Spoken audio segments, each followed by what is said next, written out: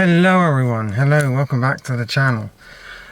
I have moved out of my parents' house.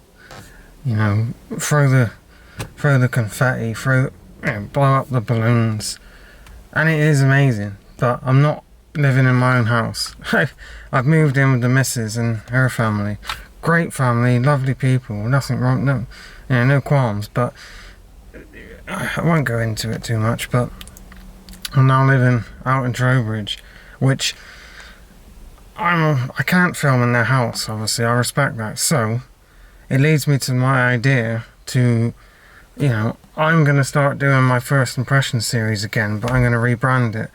Now, because I'm now living outside of Bristol, it has increased my journey into Bristol.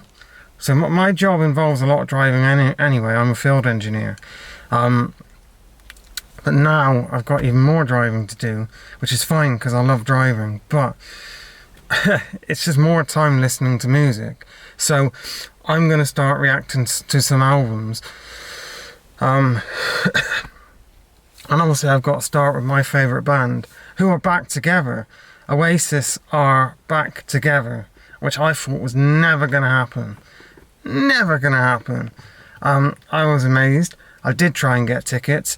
I got something like, 30,000 in queue, and then it threw an error message and kicked me out, and that was the end then. That's when I knew I weren't getting tickets. But there's a whole hubbub about Ticketmaster and how they screwed people over, and how the People's Band aren't really the People's Band anymore. But we could go over all that. But we're going to start this series today with my favourite album of all time, as we always do, because Definitely Maybe by Oasis is now 30 years old. So what they've done is they've released the other mixes to the album, because if you don't know, they actually recorded that album 3 times, but the first 2 times it didn't really sound like it did live, and they abandoned it and started again, because in the early 90s Oasis sounded better live than they did in the studio.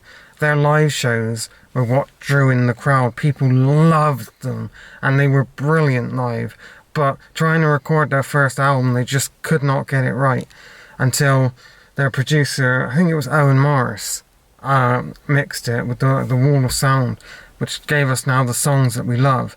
And this album, Definitely Maybe, my favourite album, I have listened to it to death. So I'm very excited to have these new mixes to listen to. You've got the Monnow Valley mixes and the Sawmill mixes. So I'm probably just going to stick to the Monnow Valley ones today, because it seems to be the whole album, obviously besides Supersonic, because that hadn't been written yet. And then I will let you know what I think at some point today. Whoosh. I know it looks all the same, but I have been out all day. It's been a long day, but I've now listened to the Monnow Road mixes, different versions for Definitely Maybe, and I love it, to no one's surprise. I did think, I've listened to this album now since maybe 2014, That's when I started getting into Oasis. So I admit that even though it is my favourite album, and I always have a love for it, because I've listened to it to death, I don't put it on as much anymore. I don't know if anyone else has that same problem with their favourite stuff. But, too much of a good thing can be a bad thing. But these new mixes are brilliant, and I loved every moment of listening to them, because they're not just a different mix, they sound like a whole new song. Some of the songs are shorter, some of them, like the famous It's Just Rock and Roll from Rock and Roll Stars, not on the Monnow Road version. And I believe that these songs are in a higher key than what Liam is used to. I swear, it does definitely sound like it's in a higher key, because you can tell in Liam's voice he is straining to hit those higher notes. But it's like, I just love them. And obviously, as much as I could ramble on about that album all day, and I have, the news about them reforming obviously dwarfs that album. But definitely go and give those mixes a listen if you haven't, especially the Live Forever one, which I adore. Obviously, it being my favourite song. But I didn't think they were going to get back together, to be honest with you. I was just hoping that they would make amends on their own terms and just be brothers again, be friendly towards each other. You know, there was a point where they were pretty vitriol with not liking each other, and it was just sad to see, because at the end of the day, you know, they are brothers, they are family. You know, Peggy, their mum, is still alive, and they've got an older brother, Paul Gallagher.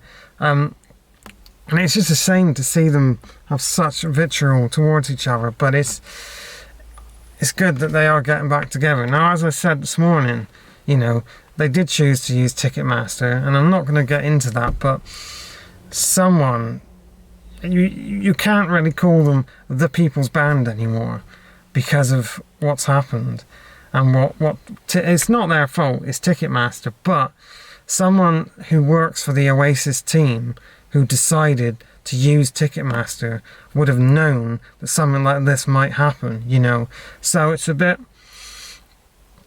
you know, it is a bit difficult. Well, not difficult, it's just a bit strange. Because at least Liam Gallagher knows that he has this aura of being the people's man, of being like a working class lad still, even though he's rich and famous. But he's like, you know, he's not Ponzi, he's not a Tory. But I don't know. And some of the things that have been really, really pissing me off is the first one is when I think it's mostly media outlets are comparing this Oasis reunion to Taylor Swift, and they're saying like, oh, this Oasis reunion could beat Taylor Swift, it's going to beat Taylor Swift. You know, the only reason they're doing that is because Taylor Swift has just had her big Eras tour in Europe, and she made a fuck ton of money, and they know that the sort of people who listen to Oasis probably don't like Taylor Swift's music, and vice versa. So all they're doing is stirring the pot when they don't need to, which is really, I think that's such a stupid thing to do. Like, they're in completely different lanes, you know. It's like comparing, I don't know, Eminem and Mozart, you know. I don't get it. And the other thing is the old people, I call them old people, who are saying, they're complaining that anyone under 30 shouldn't get tickets, or shouldn't have gotten tickets, because they can't be a true fan, you know. Now, is there people who have bought tickets to the concert just because of all the hype? They probably don't know Oasis, probably, but the majority of people, you'd hope, have bought tickets because they want to see Oasis live, you know. And the amount of people I've seen saying like, oh, you know, someone who's 16 who didn't grow up in the 90s got tickets, but I grew up in the 90s. I've been to a few of their shows. I got all their albums on vinyl, and it's just sad. It's just a sad thing for you to say. It's like, you know, I got into Oasis in 2014 when I was 17, maybe 18, and that's just how music works. That's how great music works. You know, the next generation gets into it, and you don't be a gatekeeping asshole. It's basically the moral of the story. But the Manor Road mixes are fantastic. So thanks for watching. Join me next time where we listen to The Miseducation of Lauryn Hill, and I will explain more in the next video. Take care, everyone.